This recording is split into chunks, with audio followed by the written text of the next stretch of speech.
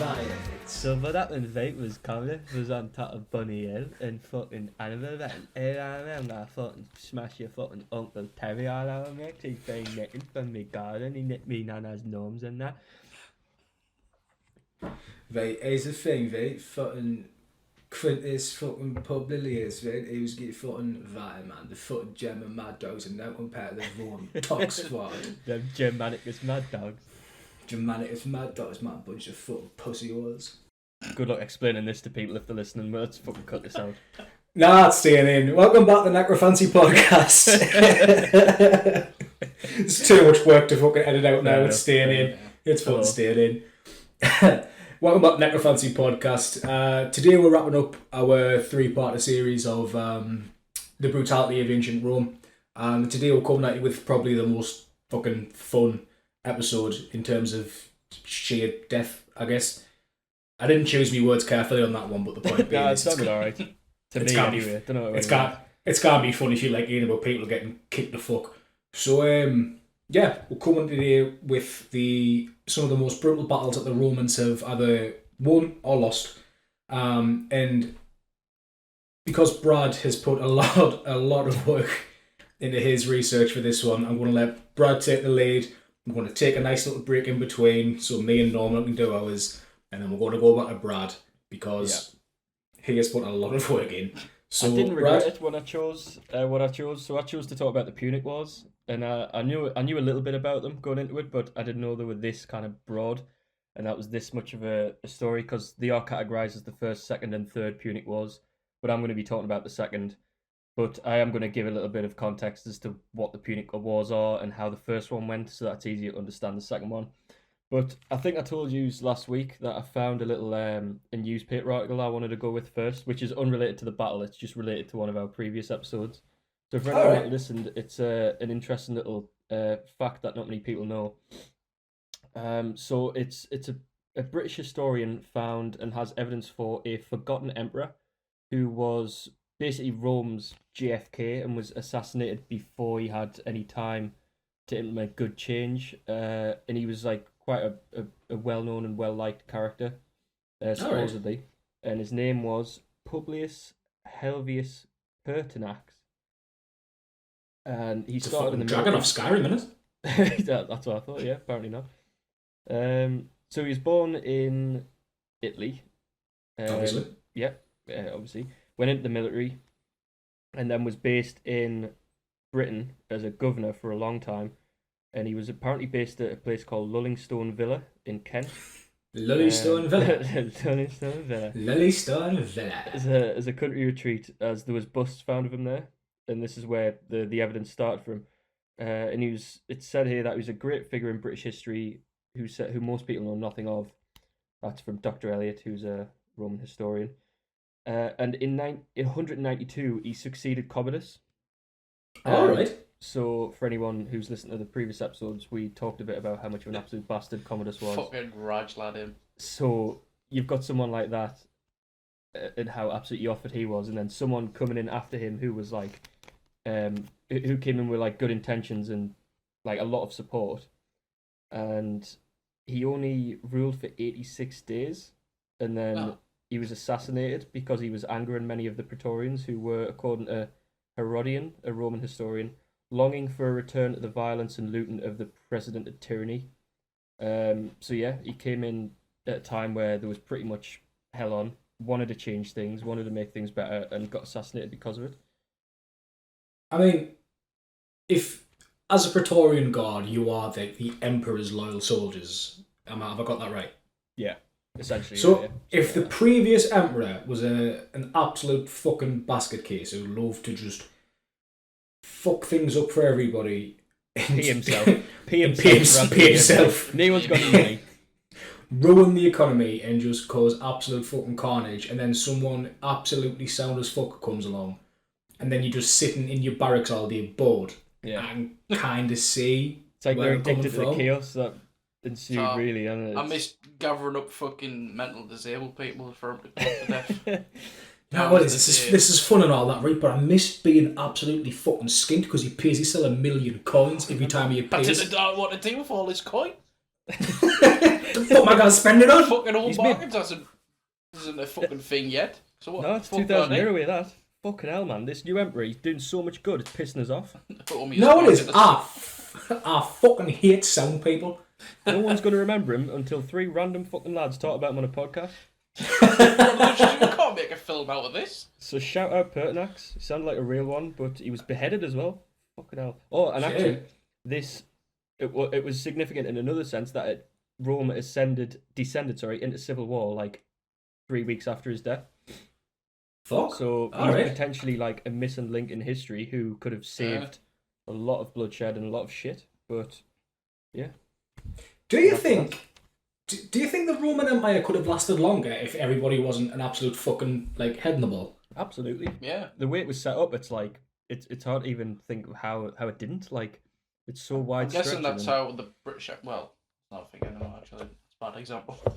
Yeah, but just kind of slowly just. Well, disintegrates, there's isn't like it, still based a on- monarchy, so like that's lasted long because they weren't that bad, I guess. Well, you've got the Commonwealth, so you could say the Commonwealth is still somewhat like Still getting part that of the fucking British Empire in like- a way, but there's a kind of bit of stigma around saying that because they are independent countries in their own right, but it's just acknowledging our history. We'll give you independence just to shut up, but give us some kind. Yeah, I don't think there's any countries in the Commonwealth that actually have gained. Sorry, that haven't gotten independence.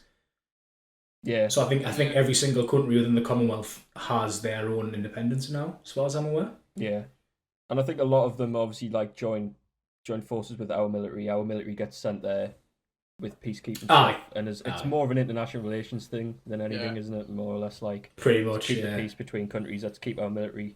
What's the that little legion of guys called? Who was like the most deadly part of the British army, but they're from like the Middle East somewhere. Gurkhas. They're from Nepal. Yeah, that's them. Yeah, they're from Nepal, which is like near India and China. Yeah, I thought so. Absolute brute hardcore strength, them guys, aren't they? Fucking. Well, not even brute strength. They're just hard as fuck because they're only about 5'3". Yeah, they're just little Asian guys who live in the Himalayas, and they're just that dedicated and knacking people. They'll like forego everything and train hard to be a Gurkha, and then once they become a Gurkha, it's just like the massive, like the biggest badge of honor they can receive. Also, that's a term. It's not a Gurkha is not a people. It's like an honor thing. No, like the Gurkha is the name of the regiment. I think it might be a Nepalese word. I'm not entirely sure. I'll be honest with you, but either way, some of the hardest cunts got it. Oh. But anyway, we've got a bit away from it there.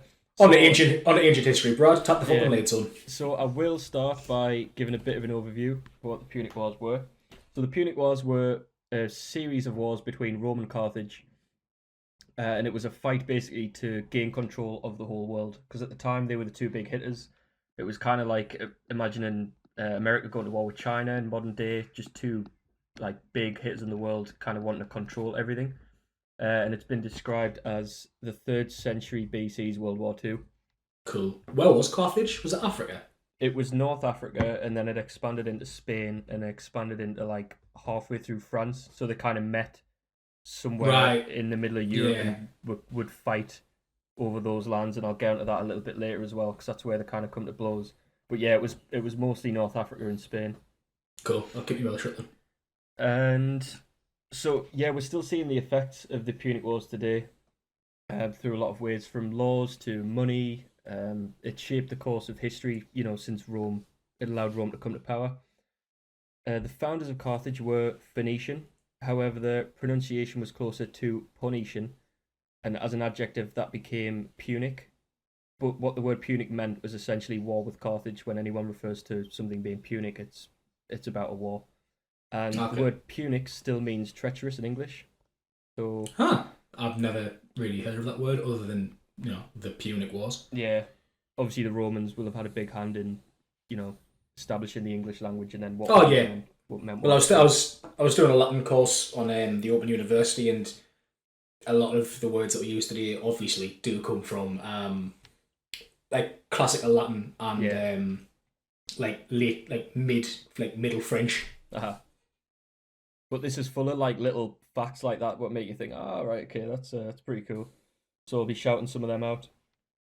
At the time of the Punic Wars, Rome still hadn't even conquered all of Italy. The northern territories were held by Gaul.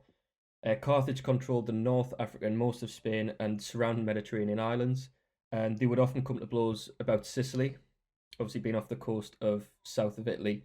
They would fight over that a lot, and that was mainly the First Punic War. Was whoever held Sicily had the power. The First Punic War, this is actually a funny little story, is essentially started over a petty conflict.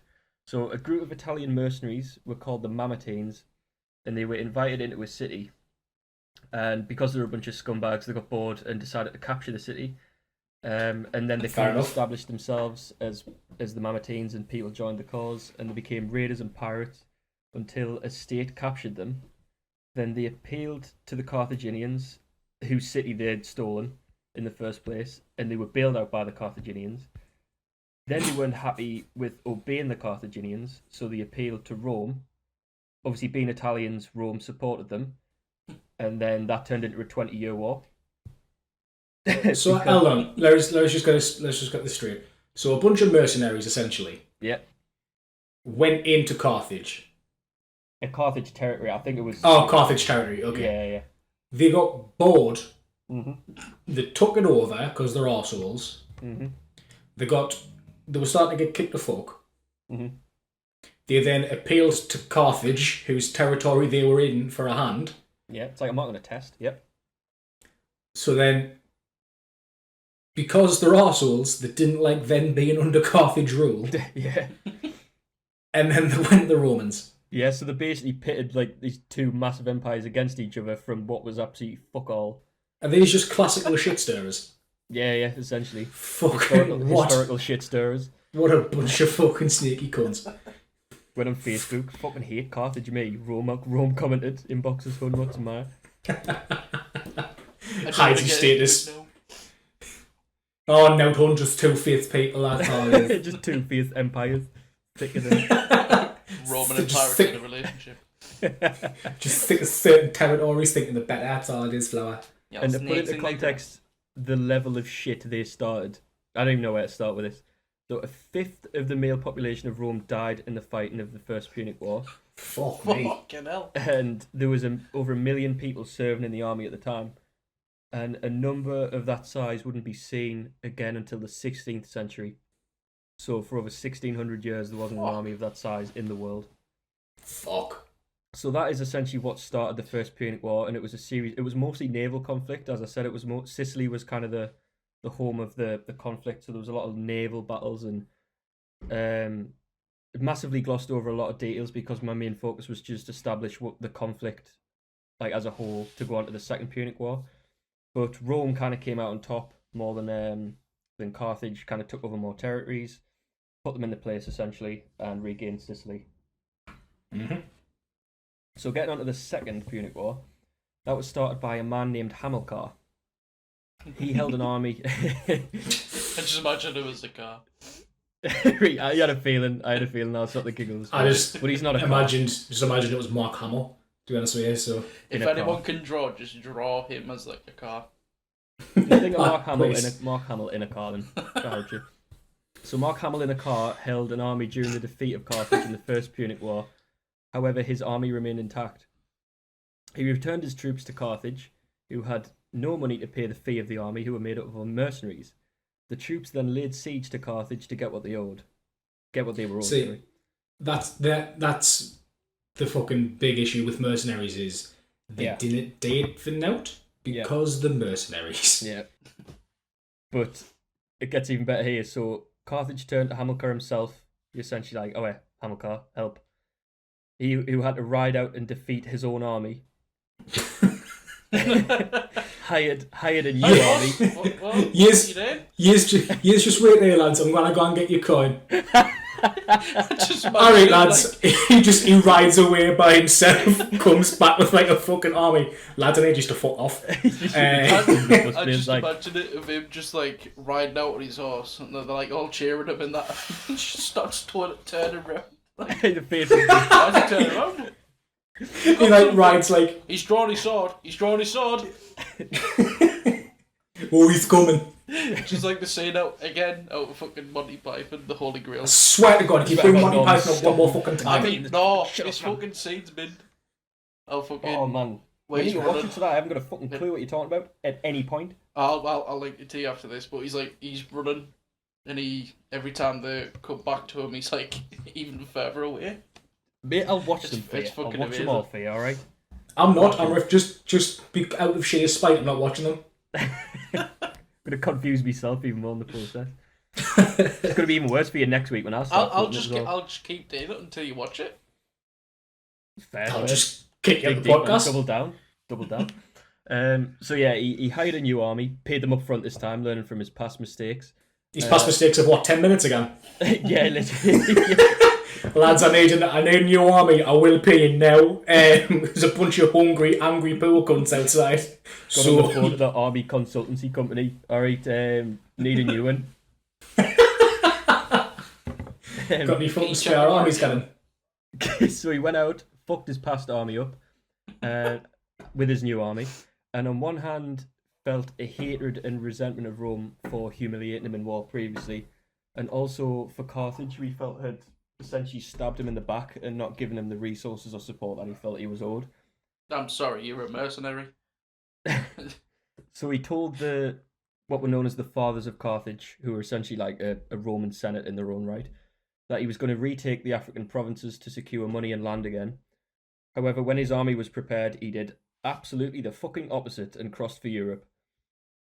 When the Fathers of Carthage found out, they weren't asked one bit because there was money coming in, there was trade coming in, so they're like, just let him fucking do what he wants. As long as we're getting paid, he can go wherever. Now, he stopped to make one last offering to the gods before he crossed from Africa to Europe. And in the offering, he made his young son Hannibal swear an oath of vengeance. Oh! This oath was never be a friend to Rome. Hold on. Now, I get that it's his son, and at this time it was a very patriarchal society pretty much across the world. Mm-hmm. Did it be a dickhead and make your son swear an oath of vengeance? I hate him so much, you're going to do this oath. Well, if anyone has heard of Hannibal, or even if you haven't, it's about to get fucking mental.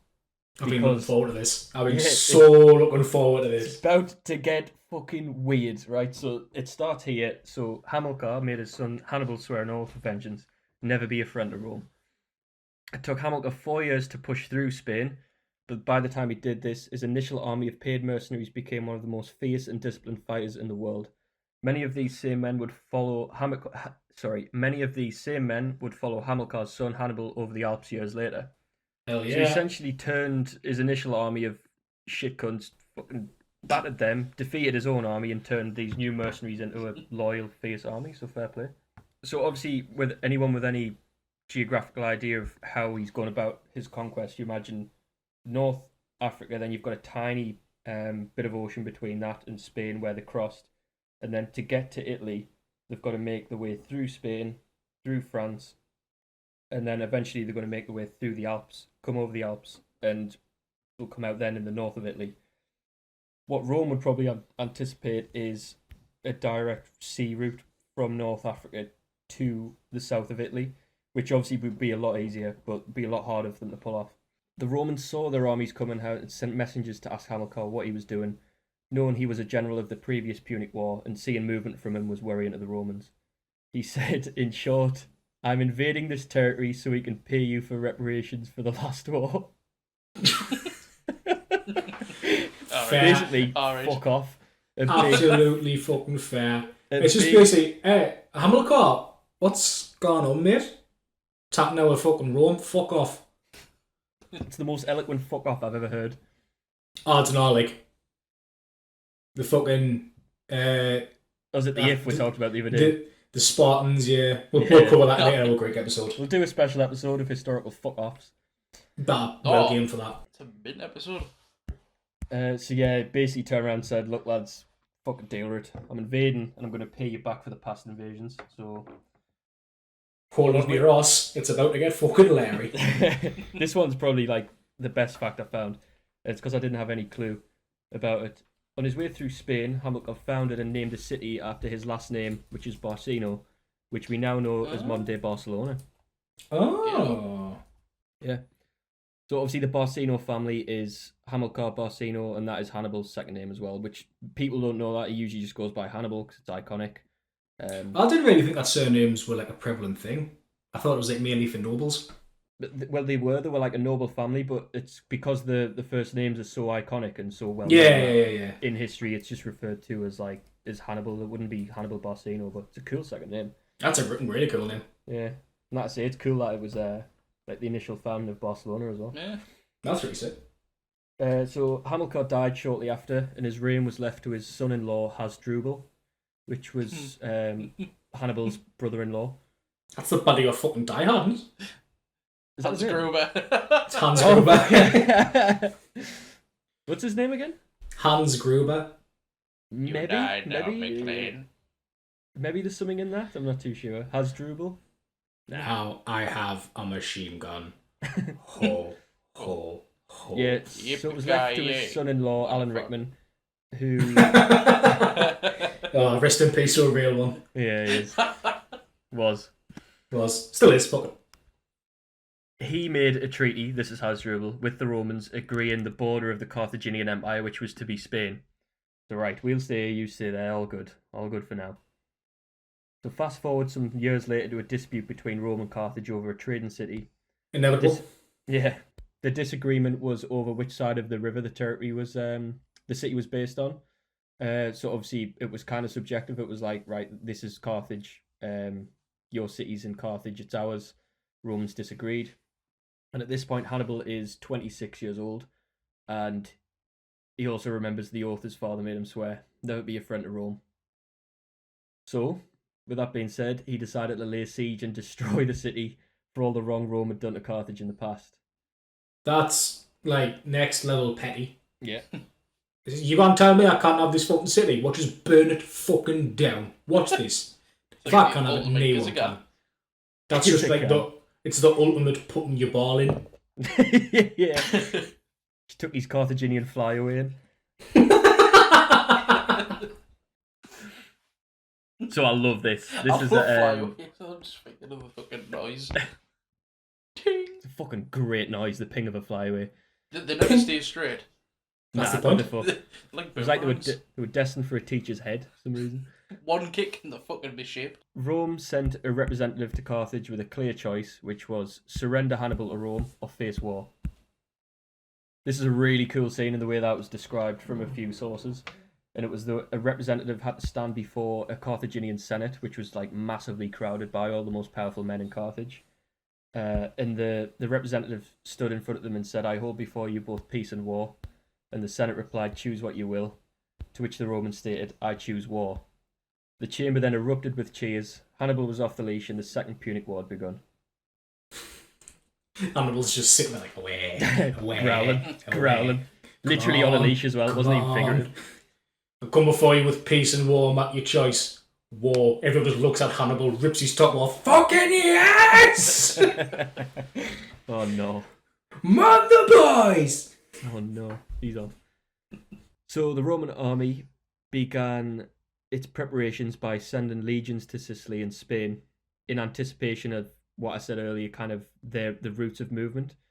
They really anticipated that they were going to come across by sea to Sicily, and that obviously they were going to be training garrisons and moving through Spain.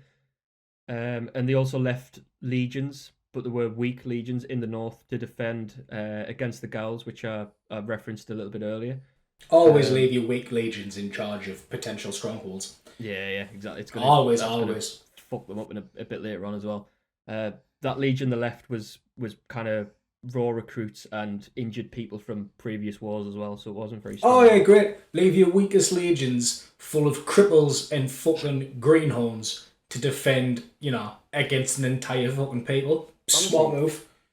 I thought it was a fantastic show, but I've never manned an empire before, so... Now, I've been playing a lot of Civ 5.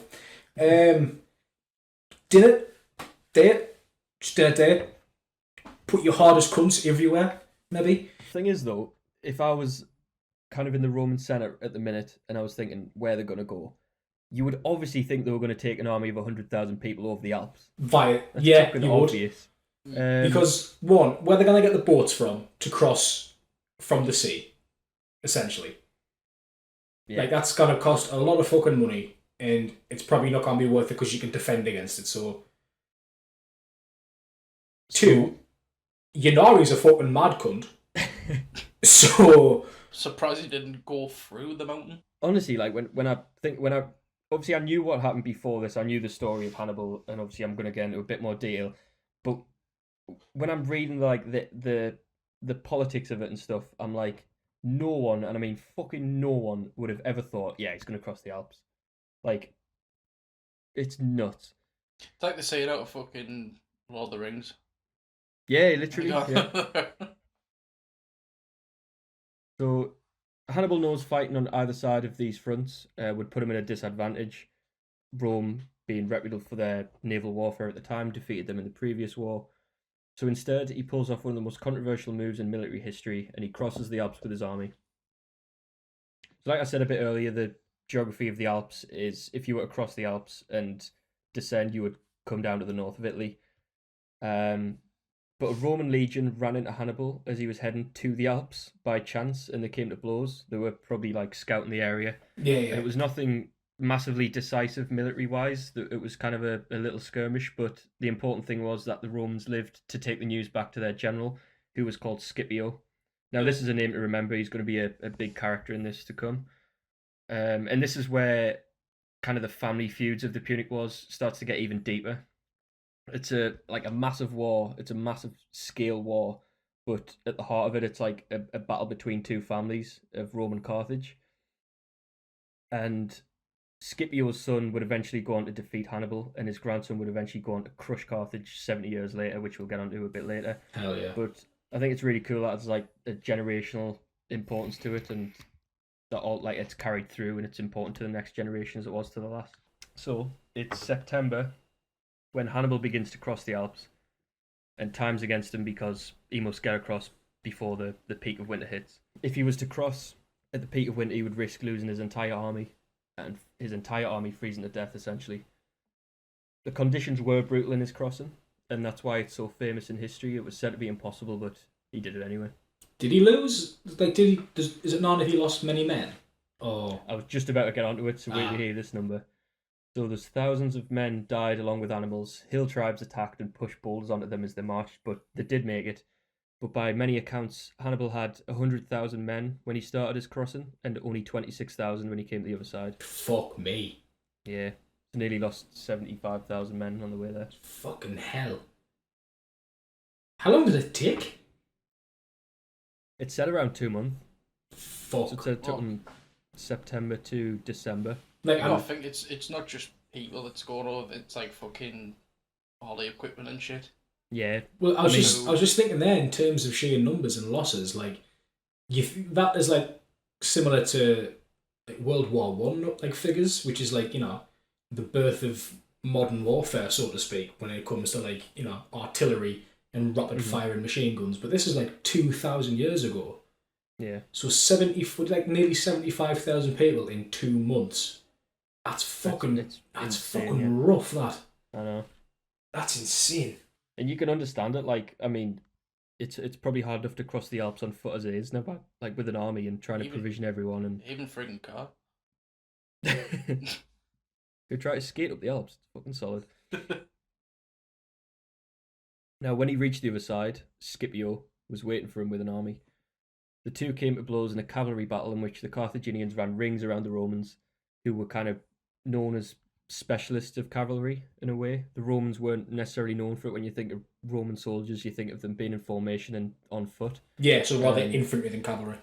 Yeah, they weren't renowned on horseback, so the Carthaginians destroyed them. Scipio himself would have died, but was heroically saved by his 18-year-old son on the field of battle. Go on, son. Yeah. So at this point, Rome's pretty worried. You've got a big army, a powerful general coming at you from the north, and they've been beaten on the field. The Gauls defected en masse and joined the Carthaginians, seeing them as the stronger force. Makes sense. I'd do the same. Yeah, exactly. If I've just seen someone absolutely bash fuck out the Romans, I'd probably join them. I'd be in two minds. I'd be like, what's better, the fact that he's just beat the Romans or the fact that this fucker's crossed the Alps? Yeah. So obviously Rome were massively worried by this. And there was like pretty much hell on in Senate at the time, trying to figure out what the next move was.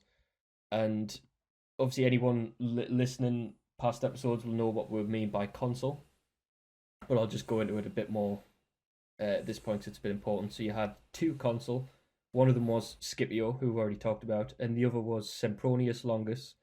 And this is something I didn't actually know. I was always like trying to understand how the consul worked, like who had power if there was two of them, and it literally differentiated day to day. So it'd be like one day you have power, the next day I have power. That seems like a really, really reliable way of governing. Yeah, and it fucks them up because Hannibal, being like a military tactician and mastermind, he knows the temperament of each consul. So he waits until a day where Sempronius is in charge of the military to plan his attack. And what he does is he sends out a cavalry to harass the Romans and draw them in. And this is probably like a highlight of the entire story at this bit, 'cause it's winter solstice, the coldest day of the year. It's misty, raining, and freezing cold. And Sempronius decides to give chase to the cavalry that is harassing him. And they come up to a river. Hannibal had positioned himself on one side and led the Romans to the other side. And he knew how cold it was, and he was testing them to see if they would actually, do this, to see if they'd cross. And they did cross. The Romans crossed the river in full armour, making them wade through that. Reaching the other side, they were freezing cold, really tired because they were woken up like crack of dawn by this cavalry that were harassing them, led into battle without any food. So imagine crossing a river in full armour, you're starving, you're knackered, you get to the other side, and you've got to face an army. Not only have you got to face an army, but imagine you're just an average Roman soldier. All you've ever known is Italy. It's the only place you've ever lived. It's all you've ever seen. And it's misty as fuck. It's raining. You're tired, you're starving. And then you see a beast 2.5 times the size of you coming towards you with massive white tusk, and the commander of the opposing army is on the back of it. Fuck yes. That's fucking mid. He's literally, Hannibal rides an elephant into battle, and what he does is he positions himself at the back of the army so that anyone who tries to defect would turn around and see the commander on the back of an elephant. And what that did, it was just instill like a massive sense of morale. You turn around I'd and be like, there's no fucking yes, look at this elephant. There's no way we're losing. The fucking boss is on an elephant. That's just one of the, like, I fucking love that mental image so much. Like, I don't know what Hannibal looked like, but I'm just imagining him with, like, long black hair, bit of a beard, ripped as fuck, wearing, like, this basic leather, maybe a bit of, like, iron armour, just crudely decked out, just strolling in on the back of this big fucking massive elephant. Yeah. I love the fact that not only did he bring a fucking army over the Alps, a fucking elephant. He brought many. He brought quite a few elephants. A lot of them did die, but I kind of left that out of the story when I was telling you, just so I could kind of get a bit of dramatic effect there from riding in on it. But he did lose a kind of few. And if anyone... It's hard enough getting a wardrobe up the stairs. Let alone a fucking giant fucking hippo. You're trying to pivot a fucking elephant through the Alps. You just say hippo? Lift it on your side a bit. Lift it on your side. It's wedged. It's fucking wedged. Hannibal, I've got all the faith in the world in you, mate, right? But, do you think maybe we should have set the scout up, see if we can get a fucking elephant up there? I'm just saying. And thank us. Measuring tape. 3 Get a weeks. tape up there. We're fighting a tired, hungry army on fucking elephant back. Fine. You're the boss. Rock and roll. And this is why he's the boss, because he's just, time after time, he just absolutely crushes it on his decision making, and just the momentum he gets just never looks like he's going to lose. I'm pissed off we don't have war elephants anymore. That's the one thing that's really upset us. I'm just thinking song by Clutch, Elephant Riders. Aye, chill. Because obviously anyone who's seen Lord of the Rings, I know you both have. Oh yeah. Yeah, I was just thinking of that. Me too. The elephants. Yeah, and the what they're called, the armies from the east. Fuck. There's a name. Can't remember. But they're based on Carthaginians and Carthaginian warfare. It kind of makes sense for you when you think about it now, listening to the account of Hannibal coming over the fucking Alps on elephant back. And then, like, you see that weird bald guy riding the elephant. I was imagining it. Yeah, that's the image that came to mind when that was mentioned. Imagine that, but misty, and you just see Tusk coming through. I mean, imagine that's the point that I made in one of the little essays I was reading was this is probably the closest to human beings ever came to fighting a real life monster because you don't have any frame of reference for that thing. It's like, imagine the first time ever seeing an elephant that's coming towards you in a battle. Like we don't have we've got a frame of reference for anything that exists. We'll have seen it before. Yeah. I know in the 21st century that all of us have a frame of reference as to what an elephant is. But even now, if I was to see someone riding an elephant coming at us, I'd still fucking like shit yourself. Because again, I don't know what's worse: the fact that you're hungry, freezing, just fucking fed up with your life, having to fight an elephant. Get home, put your feet up and that. Yeah. Take your fucking audible, strap your boats off after land to your trudging, and then this big fucking grey war machine comes fucking pounding towards you. You'd probably think the world was ended. Oh, like, it's definitely this is it. 100%. Some sort of like land-based Leviathan. Yeah, that's a fucking great way of explaining them. Hell yeah, man! Fucking love. But he's a genius for a few ways though. He knew military tactics. He always gets that spot on. But then he's so good with the morale of his armies as well, which I learned. Obviously, he got that down in being the most powerful commander. Like, you turn around, you see him on elephant back. But before this battle, he knew how utterly, like, down on the luck the Romans were going to be. He knew they were going to be hungry. He knew they were going to be tired. So the day before the battle, he made sure all of his men were well slept. He built giant fires for them in the cold and just let them eat as much as they want, so that they were just ready to go into battle and absolutely destroy the next day. Say if I was in Hannibal's army, I'd have took things too far and like eaten too much, and would have woke up. Wake with the morning with a proper fucking food hangover. Just wake up fucking like, toasty and that on the gun. Toasty lads. Stick the ham and cheese toasty on the back of an elephant. Can we delay the march by like just 10-15 minutes, mate? I fucking feel rough. Just under your fucking belly.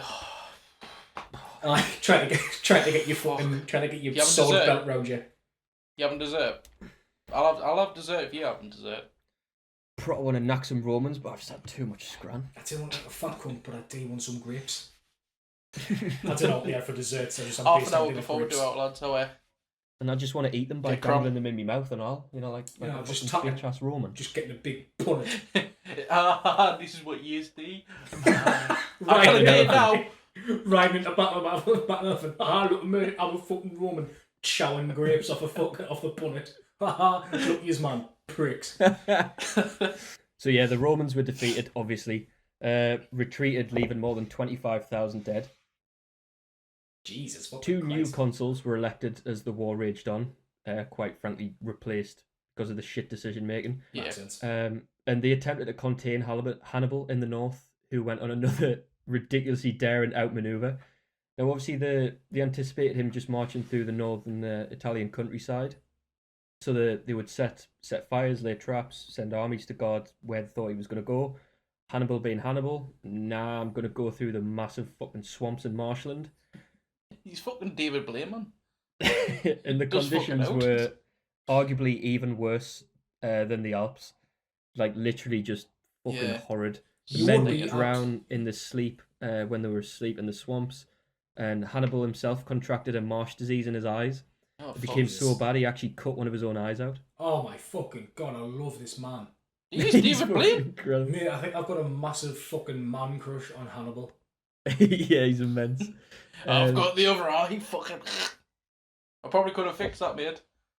You'd be fuming if you were Hannibal's men, and he's led you through an absolute fucking frostbitten, boreal... Oh, you wouldn't want to go to get frostbite? Sorry. Led you through the fucking Alps, and you finally, the only bit of warmth you get is from the odd fire, or when your blood's coursing through your body, is you fucking hammer the fuck out the Romans.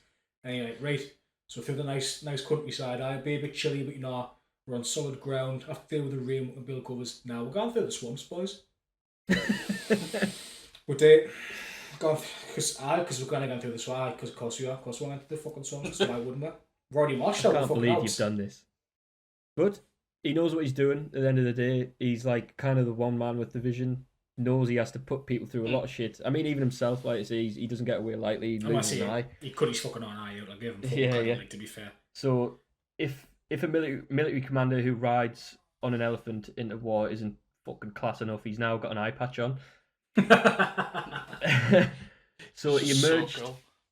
This maneuver allowed him to emerge with his entire army behind Roman lines, really close to Rome. He pulled off another amazing tactical victory, defeating a Roman army of 40,000 men by ambushing them this time. And this battle was like a huge thing, and I'm not going to get too like deep into it because it'll take us another hour. But the way it happened was it was a little bit like Thermopylae, where there was a tiny gap, and he actually made it look like that was the trail end of his army, so that the Romans would think, right, this is the back of their army, let's attack. And when they did, he had the strong thingy of his army behind a massive hill, so that when the Romans ran to attack the back of the army, he ambushed them from the side. Nice. And then he also had cavalry go on a massive redirection to get behind the Roman army. So the back end of the Carthaginian army, or so to speak, turned round. They got hit from the sides and then got hit from the back. So they literally just ended up slaughtering them on 3 different fronts. Fucking fair play, like. Absolutely just crushed an army of 40,000 on his way into Rome. This is fascinating as well. So this is a bit more about Rome. So what happened now is like a political move. So it's the last stand of Roman politics. The consuls have failed a few times, and it's not like anything they've ever experienced. But they did have a plan in place to try and combat this and say, right, let's try and get our shit together. And what they would do is they would turn to dictatorship in times like this. Oh. And the dictator was elected and given 6 months to rule and make decisions. And after that 6 months, they would give power back to democracy in the Senate. And it gets even fucking weirder. They always gave the power back. All right. Like this happened like a few times, and every time a dictator was elected, they would just do the job, try and get things sorted, then give it back to the Senate. And when we think of what we know about dictators, it's just they have all power, absolute power. Fuck all of it. It's very confusing. It's like giving ultimate power to Hitler or Kim Jong-un or fucking Trump, and then being like, yeah, you've done your job. Can we have it back? Can we have our country back, please? No, just man, no. Isildur! Isildur! Destroy it! I've been playing Shadow of War, and you have to fight Isildur as a fucking ring wraith. All I kept screaming while I was beating the fuck out of it was just Isildur! I need to play that game again. Mate, it's so good. Imagine politely asking Isildur for power back. Yeah, you've had a laugh now. Come on. It's been 6 months, mate. You know, remember the contract that you signed? We won.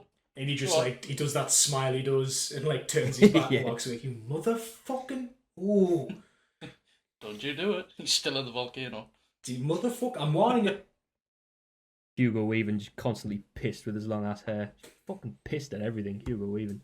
So the turn to dictatorship. Let's try and get things sorted. And the dictator himself was called Quintus Fabius Maximus, because of course he was. Yeah, why fuck call him Fabio? Yeah, it's called. Well, he's known as Fabius or Fabius, which we'll go into in just a second. And he pissed a lot of people off because he did the exact opposite of what everyone wanted him to do, which was to attack Hannibal.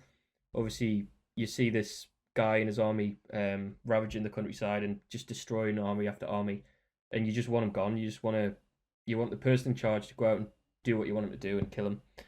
But he didn't do that. He instead shadowed Hannibal and limited his movements so that he couldn't attack Rome. Essentially just pestered him and pissed him off. Smart move to always annoy the one man who's battered fuck out your armies. Yeah. And this is where the term, which you might have heard of, came from, Fabian strategy. Nope, never heard of that, but please do, go on. And it's a term in like military tactics, and it basically means to avoid large-scale conflicts in war by pestering the enemy. So it's basically what fucking Russia do to us on the fly. Yeah, with the buzzer. Just a bit, a smidge too close to our airspace. Essentially, just that can be seen as a what he's got. What's going on down here, eh? Going on? Is that it, eh? Alright, fine. Down here, and someone asks what they're doing. What? No, that wasn't mate. me. I was just what? Just out for a little fly, mate. Flying too close to where it's not our land. What? Oh, where? It's not Russian, it's Scrussian. No, I'm from Russian, mate. I'm from Plymouth. What are you talking about? I'm from Portsmouth. I am not Russian. I am from Scarborough. Look at my birth certificate. It says Southampton. I am from Hartlepool. Can we just make an episode just fucking being a shit? Where we each play a Russian character who pretends to be born somewhere in... Yeah, we'll do that. I was going to do one more, bro. For Newcastle. brevity. They've got castles in Russia. They know what a castle is. So, Hannibal was losing ground at this point, but being the crafty bastard he was, he had something up his sleeve. He knew the people of Rome didn't like the way Fabius was going about things, so what he did was, he burned the entire countryside and left only the properties of Fabius untouched. And that created a rumour that among the people of Rome that they had some sort of secret deal and that Fabius and Hannibal were in cahoots. Huh? Clever motherfucker. Little bastard. I know, as clever as it was, it's even more mischievous that he's got an eye patch on as well. And as clever as it was, it didn't really work because Fabius was, a really level-headed guy and he stood strong and held his own and kept going with what he was doing. And at this point, Hannibal's defeat looked certain. He was just being chipped away. But he marched his army into a place called Campania, which I don't think is a modern-day region of Italy, but it was in the south. I want to see Campania. It sounds like Spain, but... Sounds like a nice pasta. It does, yeah. Maybe it was. He marched his army into a nice pasta. Straight into the town of ravioli. Give me the ravioli. But this was important because it was essentially a valley he marched into with an army which had 8 passes that his army could use to enter and exit. 5 of the passes were blocked by an impassable river, or in Rome's control. So when Rome found out of his passage, they sent troops to bottle him up inside of the valley. Mm-hmm. But you probably know by now that Hannibal has an idea to get out of this. Hannibal lives for this shit. Yeah. He's just going to call in like a fucking F-15 or something like that. The Roman army camped out, so a mass army of torches approached him one night and raised the alarm. And what Hannibal was trying to do was break through in the cover of night. But when the Roman army attacked, there was no one there. There was no people. There was just hundreds of thousands of ox. Hell yeah. And what he did was he tied torches to the horns of the ox, rounded them all up, did that, tied torches to them, and then sent them on the way to the Romans. So what looked like an army was just loads of ox, and when they got there, Hannibal's army had snuck away. They're all dressed up as soldiers. I'd love to be the guy who Hannibal told that idea to. Like they're all sitting drinking like, oh my god, yes. They're all sitting around it. They're all sitting around a campfire, like they're all miserable. Like, lads, I think we might have fucked this. And Hannibal's like just sitting there brooding, quiet, not saying a word. Lads, I think we might have lost this one. Like I've got all the faith in the world now with Gaffer and that. And then you see Hannibal stand up in the background. You're just watching an ox walk past, lads. Grab that. He's get just the torches. to find more. We'll fucking just date. Get it done. 5 minutes later, they're all like tying fucking torches around ox's horns. This is absolute bullshit. He's just thinking of funny ideas, just to fucking... Some proper fucking... I can't get away with this one. Oh, fucking hell, I did. Proper upbeat montage of them all tying. Well, I won't to the cat, to the bat, be hard to handle. Just fucking high-fiving each other. It's a fucking ox coming in and out of a cupboard, people gone like shaking their heads. Different kinds of torches. They get the right one, like, mm-hmm. Well, like Scooby-Doo coming in and out of doors trying to catch it. One of them ends up with a book on its head and they're all like, oh, eh. It's like a laugh track as well. We'll be right back with the adventures of Hannibal after this. So soon after, it's pretty humiliating. On one hand, it is quite clever, and on the other hand, how did you mistake an army of men for loads of ox with torches on the head? Surely you would hear them all approaching going... Probably, yeah. I'm an ox noise. And soon after, Fabius was replaced His replacement defeated by Hannibal once again, and Fabius was re-elected. Good job, lads.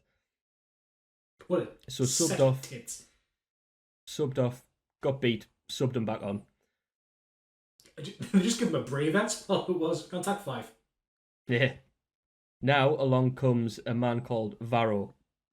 Now he's had enough. I feel like I've heard of Varro. He's fucking had enough. You might have.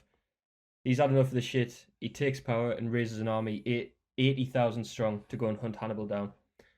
And what happens next is probably the most famous battle of all time. You might have heard of it in Cannae. Yes, that was going to be one of my choices, but I didn't take it because I realised you were doing the Punics. It's like the first one that comes up. Yeah. Bloodiest battles. That's exactly what I was searching. It was the Battle of Cannae. So on the field of Cannae, Varro takes an army 80,000 strong, and they engage an army of 50,000 Carthaginians, which would turn into one of the most famous military battles of all time. And this is where we see Hannibal at the height of his genius. Oh, just a quick note. I believe it might be pronounced Cannae.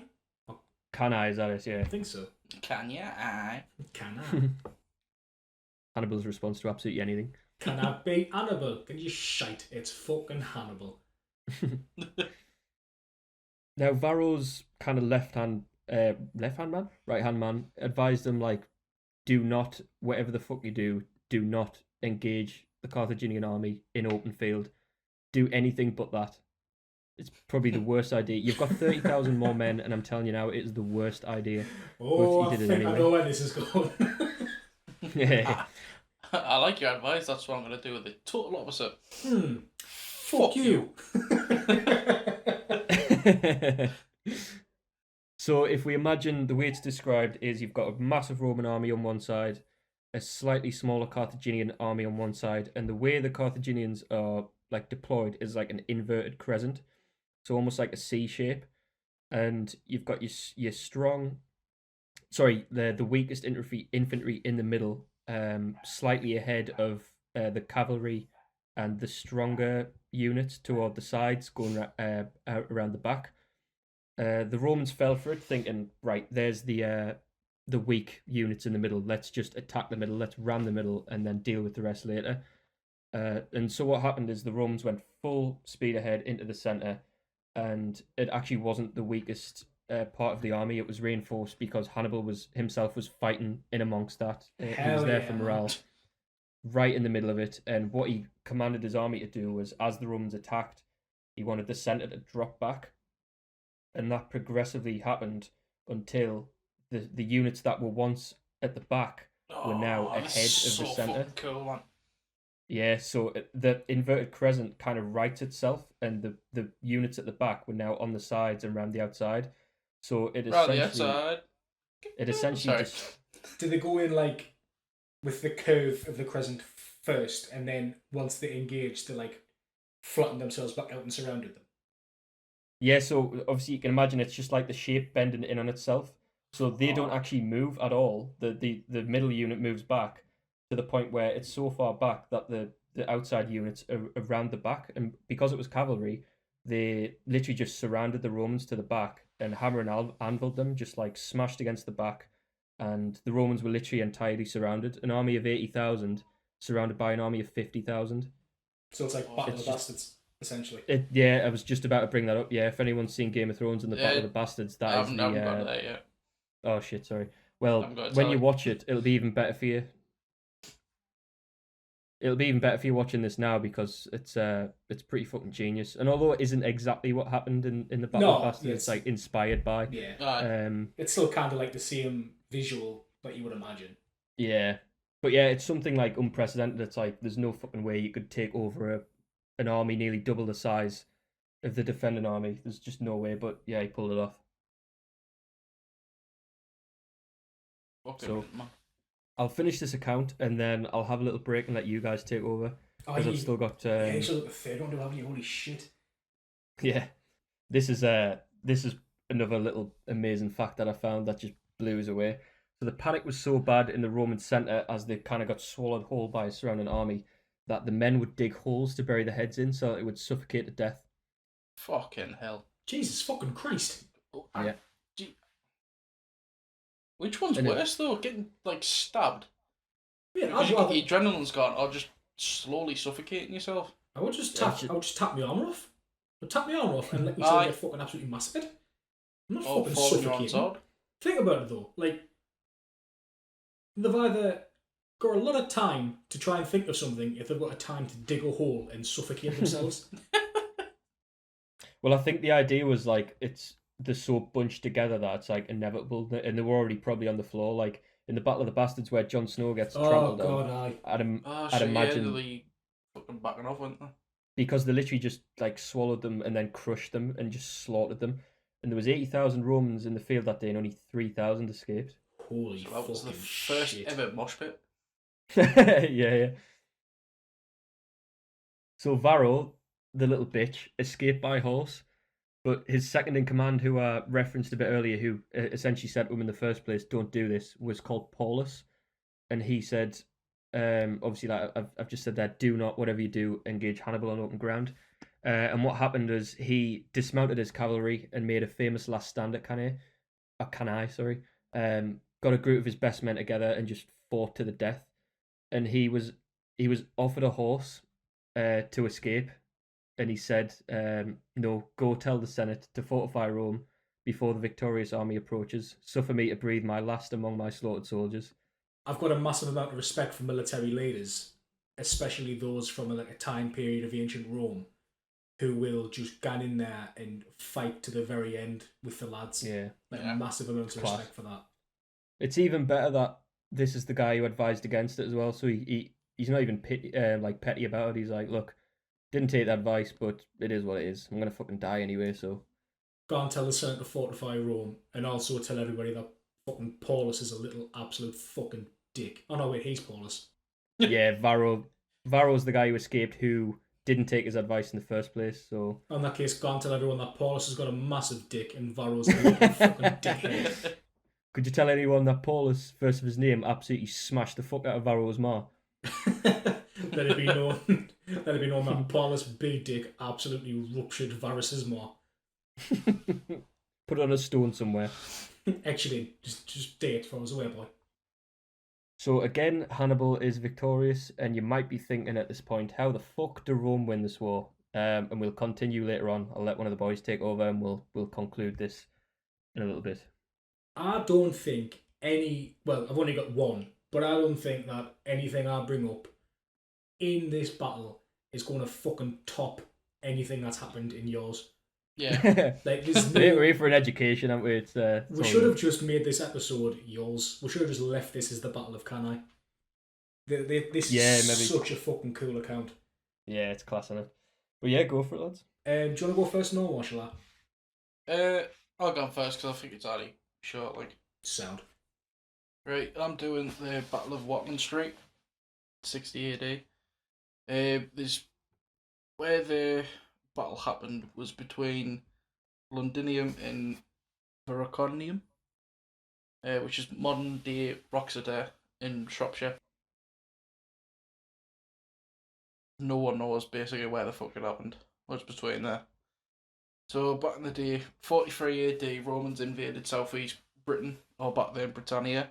Most kingdoms saw defeat by the Roman army, and some were left as allies. The Iceni, which was one of them, which is now modern day Norfolk. I'm going to say modern day a lot. The Iceni was ruled by the king Prestigius, thinking he secured his kingdom of independence by leaving his land jointly to his daughters and to the Roman Emperor Nero in his will. However, when he died, this was tossed out the window. This is around 60 AD when he died. The Romans took over the lands by force and annexed the lands into a Roman province, took their riches and forced young adolescent warriors to join the Auxilia, which is like I think it's like a non-Roman army type of thing. What was it called? Auxilia. Auxiliary, it's more of like civilians and non... Yeah, like outside forces. Oh, is that what it means? Yeah. I've never known what that meant, actually. That's cool. When I was doing the research on mine, there was an auxiliary cohort of troops, and it was something like that. They were mainly non-combatants or right. civilians, stuff like that. So Boudicca, the very famous Boudicca, who was queen and the widow of Prestigius, protested their actions, obviously, because it was fucking shocking, because they fucking just burnt all the fucking houses down and that, sold everything. As a result of this, she was flogged and her daughters were raped and humiliated. Boudicca then started a revolt. The Roman governor of Britain, Gaius Suetonius Paulinius, while campaigning on the island of Mona, modern-day Anglesey, North Wales, the Iceni allied with the neighbours, the Trinovantes. The capital of the Trinovantes, well, I heard this earlier. I did practice.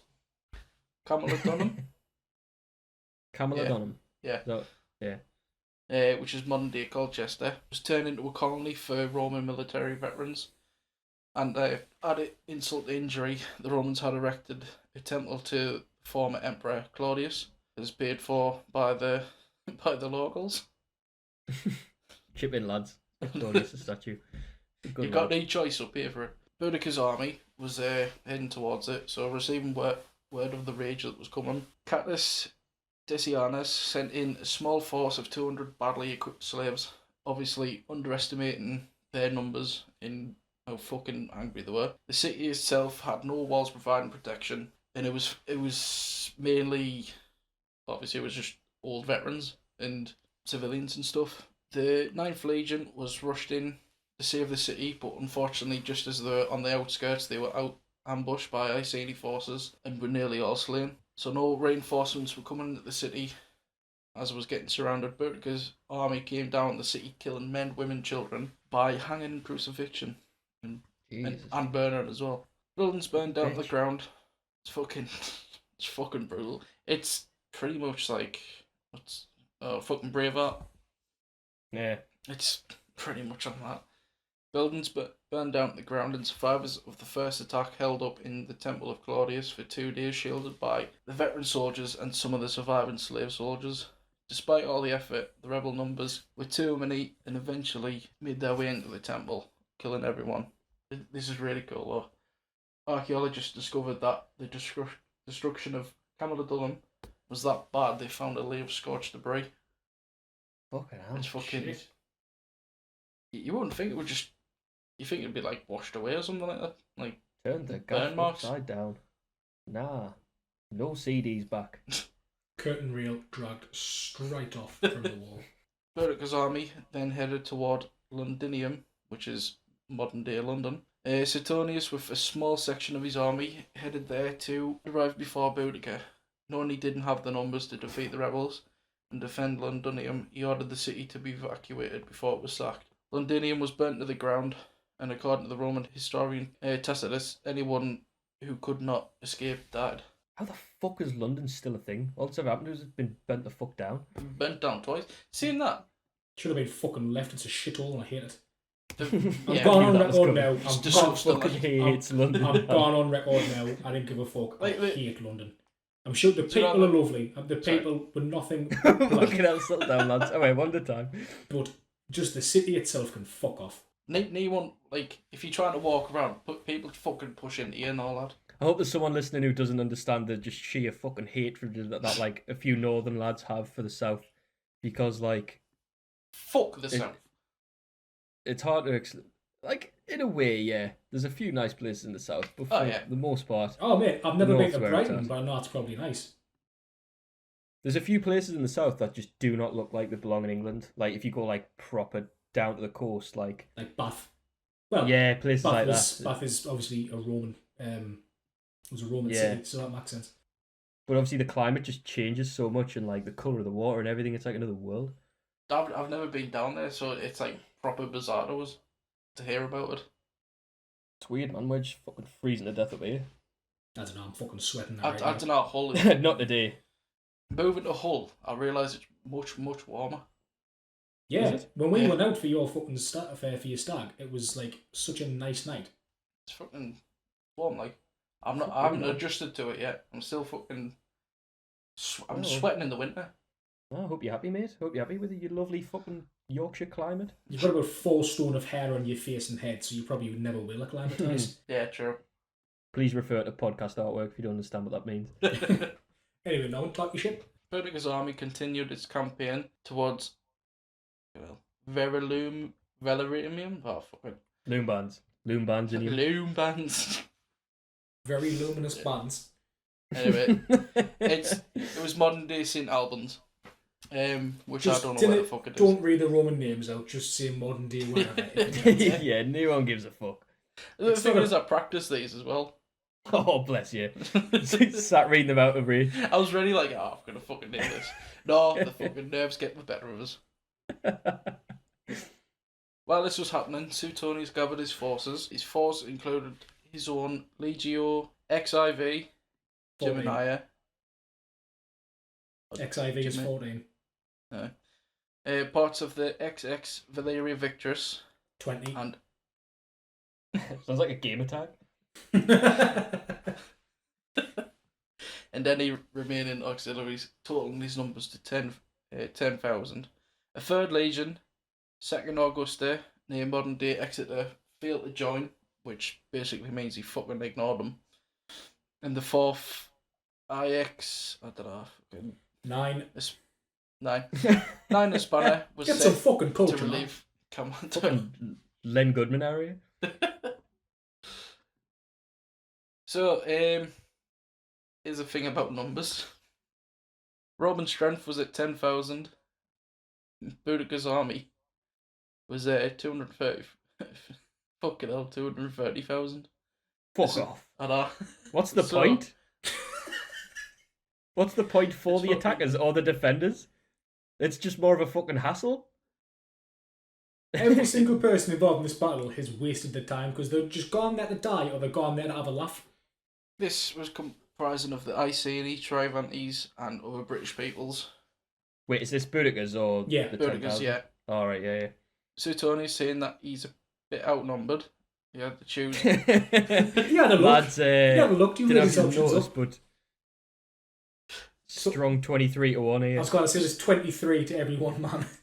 2 days of using his fucking abacus. Just all you hear from like his private chambers, like as he fucks about his abacus. Oh fuck! It's like a one from a dentist as well. So it's like he goes up and down and all fucking runs around. He's just playing with it. He's You're not like, gonna- fuck, I forgot to count. Are you not going to prepare for this battle? What's the point? Died a hole in the hole. What's the point? So, knowing that he was outnumbered, he had to choose his battleground carefully. So he chose a narrow gorge with a forest behind him, which was a really, dense forest. That was behind him, and then out the front, over the gorge, was an open, wide plain.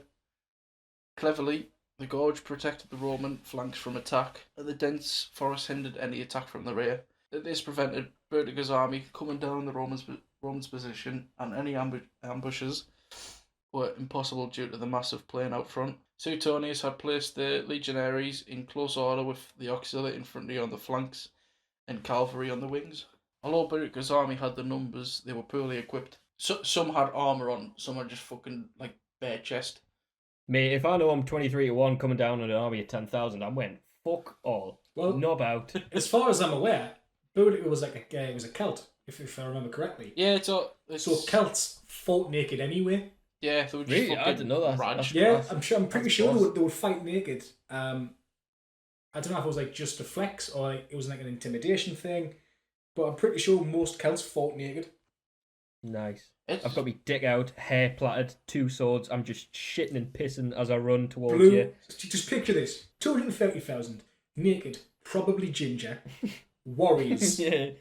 blue paint, plaited hair, big old tashes with little things dangling from them, blowing something called a carynx, which was essentially a 10-foot horn that would be held up above you and blown, while it had a little fucking beast's head on top. 23 to 1. What you're describing, for some reason in my head, is animated because it's just everyone from How to Train Your Dragon. That's I was essentially just thinking of Brave. yeah. Yeah. And then you've got Boudica up there, mad flex, titties out, hair in the wind, probably riding a chariot. You don't know whether to be horny, you don't know whether to be scared. You're a mix Oh, of you're both. scared. You're a mix of both, and She's you shouting didn't really at them. know what you should do with your terror boner. You're not entirely sure why you put a hard on, you just have. And you're standing there like, oh, no! Oh, I've shitted again. Now's not the time. I've shitted in some sort of battle excitement / horniness. God, I just feel weird, man. I shitted, farted, and came. This is just a misunderstood time in history. As soon as I saw Boudicca's chariot, I came and started farting.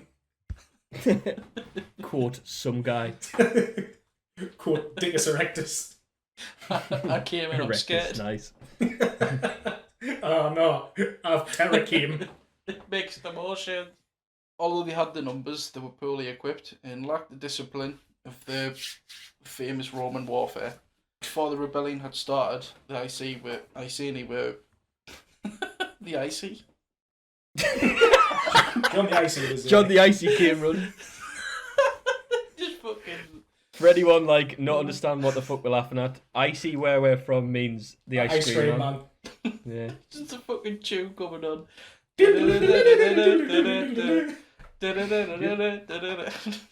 You just want a 99 lads, you just want a twister, you alright, you just want a fucking, what's them little ones with a chewy in the bottom called? Screwballs. No, screwball lads, you alright? Oyster. Crack on. Is that sound I out? haven't had an oyster in years. Ah, maybe. Oh, Christ, we should really try and wrap this up because we're Yeah, hour and a half in. Fucking hell, yeah, we are. I went on. Right, so obviously when the Iceni was overtook by the Romans, they were heavily disarmed. Before the battle, Boudicca placed the train of wagons in a crescent at the end of the plain, so the families and all that can watch. Because for some reason they brought the fucking Nice. families. Well, I mean, if you can't get a babysitter, you might as well. I think they did it just to fucking, because they knew they had loads of fucking numbers. And they're like, we're gonna fucking win this. You're not about to tell me they didn't. You'll see. Fuck this. Boudicca with her daughters in her iconic chariot addressed her army. Told you she was in the chariot. Tacitus wrote a speech more than 50 years later, and it goes like this. But now, it is not as a woman descended from noble ancestry, but as one of the people that I am avenging lost freedom, my scourged body, the outraged chastity of my daughters. Roman lust has gone... Fuck's sake, I nearly had it. Oh, wait. It's nearly good. Cut it out. Roman lust has gone so far that not our very persons, nor even age or virginity, are left unpolluted. But heaven is on the side of the righteous vengeance. The legion which dared to fight has perished. The rest are hiding themselves in the camp, or are thinking anxiously of flight. They will not sustain even the din and the shout of so many thousands, much less our charge and our outlaws. If you weigh well the strength of the armies and the causes of the war, you will see that in this battle you must conquer or die. This is a woman's resolve. As for men, they may live and be slaves. So it's a bit of a... I'm just putting it morale. out there. I'd probably be Boudicca's slave. I'm with you. You see, yeah. None of the lads are paying attention because she's got a fucking tits out. Yeah. Mm-hmm. Yeah. Has she really got a tits out, or have we made that up? Wait. I don't know. To be fair, I'm not even sure if there was many women warriors in the Celtic, in Celtic culture. But another Is she the one naked, with the proper booby fucking armour? I don't know. That might just be If done she's from got modesty. boobies, she's gonna have booby armor. The You boobs got are gonna be underneath the boobies. armor. You think about armor protects, your head, your chest, where your vital organs are, and if you've got No, but I think boobies, you're it's gonna have booby Like the armor. pointy ones. I googled that and she like- just looks like an annoying as fuck Tumblr goth. She I- looks like one of them lasses who'd have a nosebleed and take pictures of it. What, the fifth Google image in is her with blood on her face. Yeah. Right, so Down to a T. here's a really cool fucking... It's just an absolute fuck you. So Suetonius addresses troops. Ignore the racket made by these savages. There are more women than men in their ranks. They are not soldiers. They're not even properly equipped. We've beaten them before, and when they see our weapons and feel our spirit, they'll crack. Stick together, throw the javelins, then push forward. Knock them down with your shields, and finish them off with your swords. Forget about plunder, just win, and you'll have everything. I have a feeling about how this is going to turn out. So, here we go. Boudicca led her army across the plain and into the burrowing field in a full-blown frontal attack. As they approached closer to where the gorge is, they were funneling into a tightly packed mass, like essentially bottlenecking. Yeah. Right before the Britons got in too close to the Roman army, the Romans would throw their peeler, which is it's like It's a spear. it's a javelin, isn't it? It's a javelin. It's like a weighted javelin, isn't it? It's isn't it designed to like only use once? I'm pretty sure it is. Yeah. Yeah, because I think the point is like made of wood, and then like the metal spear bit at the end, and I think it's designed to fucking penetrate through and then just bend so they can't throw it back. I think that's right. Yeah. Cool as fuck. This cut down some of the advancing Britons and damaged their shields, forcing them to discard them and become even more fucking exposed. When there were no more peelers to throw, the Romans advanced and marched forward in a tightly packed wedge-like column. The Romans clearly had more advanced weapons, armour, discipline and tactics. This had a massive advantage in close quarters fighting against the Britons, who were compacted together. With that, lances extended, the Roman cavalry ended. It just gets fucking better for the Romans. Like, as the Britons were experiencing heavy losses, they attempted to retreat, but because they were fucking stupid, they were blocked by the wagons they put. Essentially, shots, fucking no. trapping Relax, themselves. man. Ah, they're dead. Go They on. can't see shit. So fuck it. So with them being trapped, they were massacred. Not only did the Romans kill the army, but sadly, women, children, and animals. The Britons. This is where it fucking gets class. So Boudicca's army lost about 80,000. Do you want to have a guess what the Romans lost? 10. 400. Fuck. It's fucking mad, isn't it? Jesus How do you Christ, man. fuck that up? And it just proves like tactics fucking. If you got good tactics, you can fucking tackle any number. I agree, but Oh, wait, 230,000, man. You've got Like, how the everything. fuck do you get that wrong? Everything in your favour. You outnumber the Romans 23-1. You're filled with venomous rage and retribution. You need, like, you cannot wait to absolutely take this fight to the Roman invader. You bring your family along in wagons to trail behind you, and then accidentally surround yourself with your family, who are defenceless. You then get blocked by your family when you try to retreat, because you didn't realise that the Romans were some of the best military tacticians ever seen. You then get your shit pushed in by the Romans, and then your legacy is how much you got your fucking head kicked in. Oh, this was a bad flex. That was a bad flex. This was the worst flex. This is potentially the worst flex in history. Fuck! It just says a lot about them two speeches. Like, one was like fucking, you kind of want to side with her. Oh mate, I'm all about people getting revenge. Like, the Romans were horrible cunts as much as I respect them. They were absolute horrible bastards. So if anyone manages to get, like, an ounce of retribution on the Romans, I'm all for it. But, man, for fuck's sake. Like, god damn it. I think as well, because I've read a little bit, and like all the like Celtics and all that, they were more into like ambushing from like what you call it, guerrilla warfare. Yeah. Pretty much. Yeah. Like, I think that's probably why they had no armor on, because you can hear a fucking Roman army coming towards you, but you can't hear a fucking naked Celtic man. Should probably do an episode on the Celtic Holocaust, because that's partially the reason they just got absolutely butchered by Julius Caesar, which is a cool subject in its own right. I'll just throw this one out there for anyone still listening, that this is probably going to be a two-parter, so enjoy the first and second one.